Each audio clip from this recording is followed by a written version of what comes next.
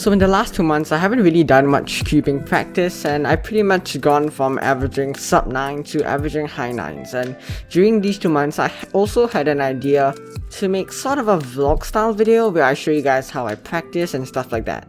They're not really vlogs, nor are they one of those, vote to sub X challenges or anything, but I'm trying something new and I think it's going to be good for both me and the viewers if I try to branch out more from the basic tutorials and reviews, so enjoy.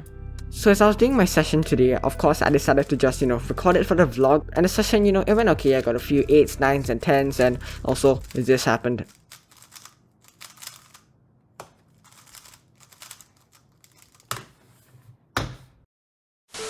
So my main cube actually was the Moyu Weilong WM 2019, which is this cube, but just yesterday it broke.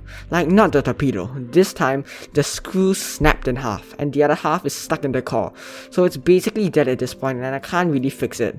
Rest in peace, Worm, you will be missed.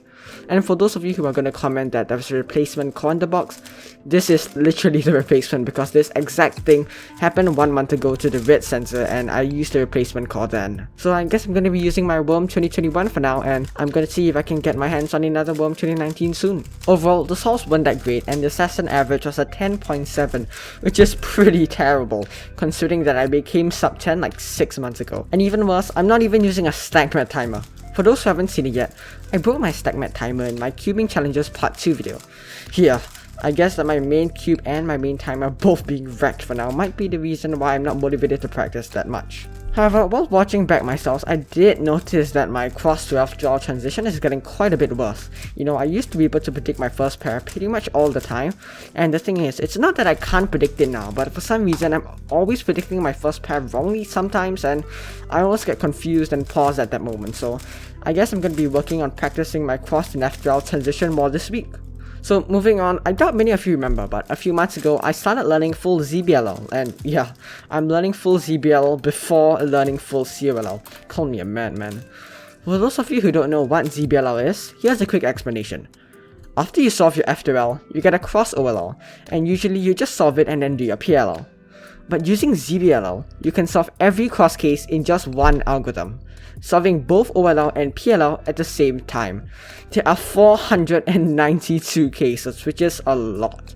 I've only learned about 30 so far, and I'm hoping I can learn at least 100 by the end of the year. I'm using SpeedCubeDB for my ZBLL training, and I'll leave a link to the website in the description. Go check it out. Right now, I'm learning the use ZBLL when every piece is oriented except for these two headlights, and it's been pretty fun. I mean, I like learning new things. Like a while ago, I learned all 197 flags of the world and the location of all 197 countries, and it was awesome.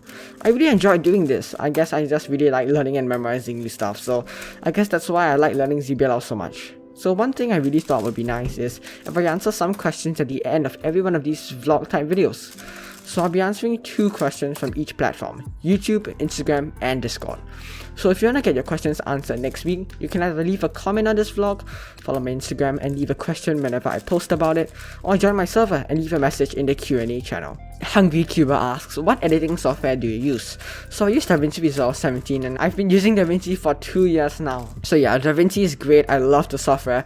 It has a lot of potential, and that's even before you consider that it's a completely free software. What's the most underrated cube? Obviously, it's gonna be the Weilong. The Weilong Magnetic 3x3 has been so overshadowed by the RS3M 2020 last year, and everyone's just like, oh, the Weilong's good, but it's nowhere near as good as the RS3M 2020. But personally, I like the Weilong a lot more than the RS3M 2020, and I do think that it being overshadowed makes it quite an underrated cube. Okay, heading on to Instagram. Do you do Squan? No, I actually don't do Squan.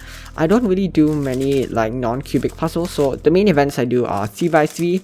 In fact, I pretty much only do 3x3 these days. Sometimes I do 2x2, 5x5, and Permings, but that's about it. I don't really do that many events. Can you review your filming setup and equipment setup? So for my filming setup, it consists of 2 things. First of all, it's my camera, which is the iPhone 12 Pro, and the second thing it consists of is my light. And it's not like a fancy video light or anything, it's just a desk light that I use to do my homework, and I use it for my videos as well because I think it makes my videos look a lot better. I don't really have that much of a fancy, like a studio with fancy lights and microphone and everything, but I think my videos look pretty okay, and considering I don't have to spend too much money on my setup, I'm really happy with how my videos set out. And lastly, heading on to Discord. why did you name your channel Cuberzz? So when I first started cubing, my channel was MCUBER__, which is a pretty weird name.